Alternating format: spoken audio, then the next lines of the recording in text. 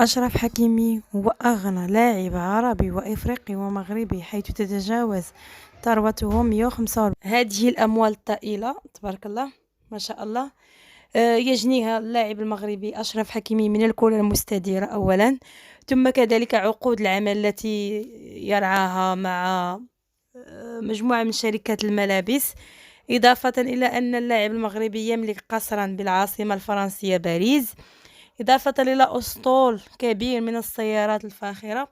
نشير أنه إلى 80% من هذه الثروة الهائلة تبارك الله ما شاء الله التي يملكها اللاعب المغربي أشرف حكيمي، 80% من الثروة مسجلة باسم والدته. الخبر الذي أثار ضجة إعلامية بعد طلاقه من الفنانة هبة هبوك، التي طالبت بنصف ثروته، لتتفاجأ الأخيرة بأن السيد كتب كل شيء باسم، أن اللاعب كتب كل شيء باسم والدته.